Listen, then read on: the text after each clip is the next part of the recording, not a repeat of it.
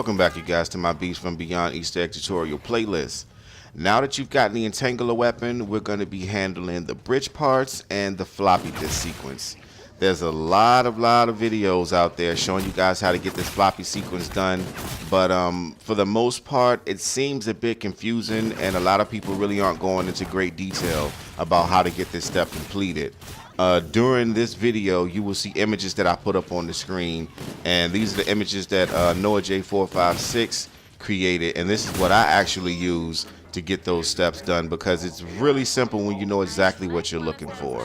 So before that, we're going to go ahead and get these bridge pieces. So what you want to do now is kill down your zombies to 2 zombies remaining. You can go in for melee kills if you got the balls to do it. I did not in this sequence because I'm not comfortable training my zombies in this cargo room, and you get overrun really quickly. It's just too much of a hassle, man. Get those headshot kills and keep it pushing.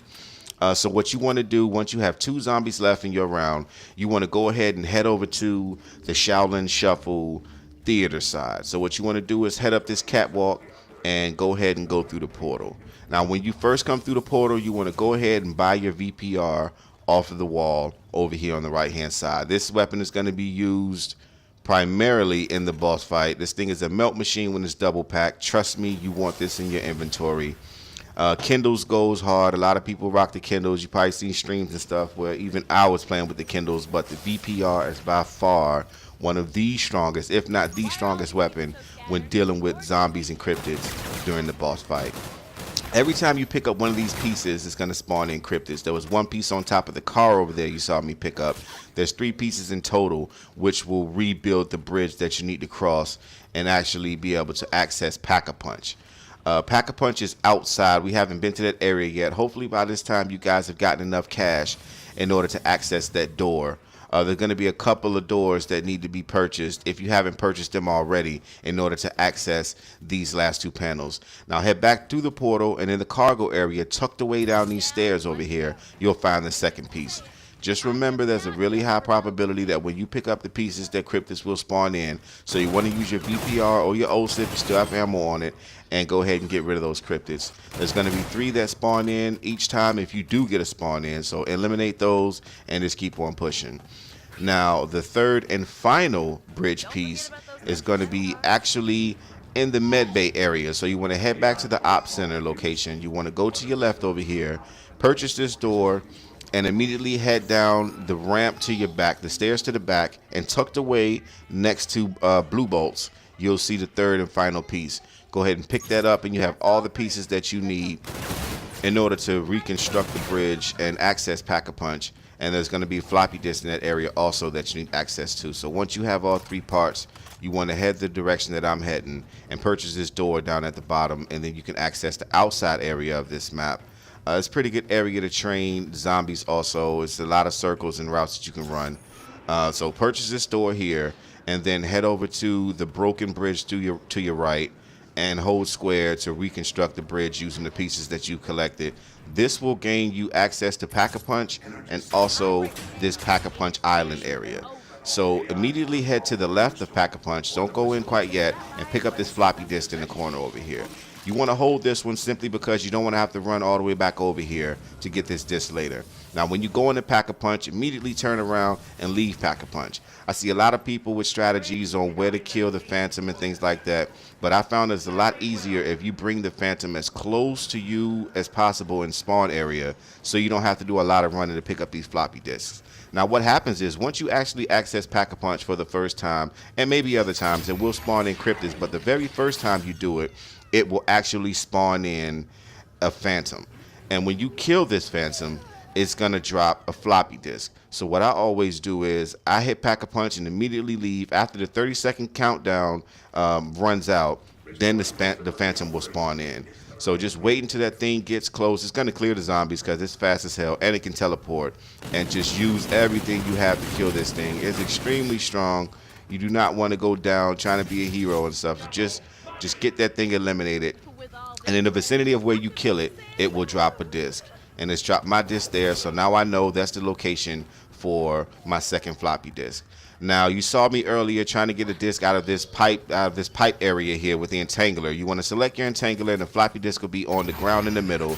Hold R2 to suck it up, and then you want to let it go and get it sucked in through the vent the way you see me do it. I got it first try, well, second try actually, this gameplay, but trust me, it is not that easy. You might have to do it a couple of times. Just be wary about the zombie slapping you up. Now I'm going to show you guys the possible vent locations where the floppy disk can be pushed out from. It can be pushed out from here by the spawn room area. It can be pushed out in the mess hall area right here. It might be other locations, but these so far are the locations I've seen my disc pop out from. It can be pushed out from this vent here to your left, or the vent right across from it on the right. When you actually head up the stairs, heading to the op center area on the right hand side, it can be pushed out through there, and that's where mine actually got pushed out from. And the last location that I've seen it pop out from is right here. It can be pushed out through this vent. Once it's sucked out, it will get pushed out from one of those locations, so you just want to take notice of which location it is. Pull out your entangler weapon and snatch that helmet off the ground right outside of the ops entry and head back into the med bay area. Now when you first clear this room, you want to go to your right. You'll see this blue lasers and this green monitors on the left and the green monitor on the right. Shoot the helmet at one of the monitors and it will destroy the laser grid, allowing you access to this room. Now on the desk countertop over here, you will find your fourth and final floppy disk. Now once you know what all 4 disks locations are and what symbols they have on them, you can begin to complete the next steps. Now I'm going to put up an image on screen, the image that Noah J456 created, and explain to you guys the way that I use this and the way that you should use this to know exactly what you need to do. So like I said, once you have all 4 floppy disks, you know the locations, you can then go and look at the symbols on the disk and determine which symbols you have. Now the way that this image is designed, there are 6 columns going from left to right. You want to read the columns from top to bottom. So locate which column has all 4 of your floppy disk images in it, and then you want to order those in the order that they appear. So for example, my column is column number 6. All 4 of my floppy disks are in column number 6. So I'm going to go from top to bottom, seeing which disk come first to know which order I place it into the slot. Now for the first one, that is my first disk. So my first disk is at the top. For my second disk, it's this third disk on the 6th column, but it's actually my second disk because I don't have that middle disk. The third disk is the V shape for me, and my fourth and final disk is the X's with the diamond in the middle. You really want to make sure that you know which symbols are on your floppy disk. So if you need to, definitely pick them up so you can see the symbol closer. Next to your player card, you'll actually see the symbol above your money. It'll show you a little bit closer what the symbol is. But I've played this several times, so I know what the symbols are just from looking at them.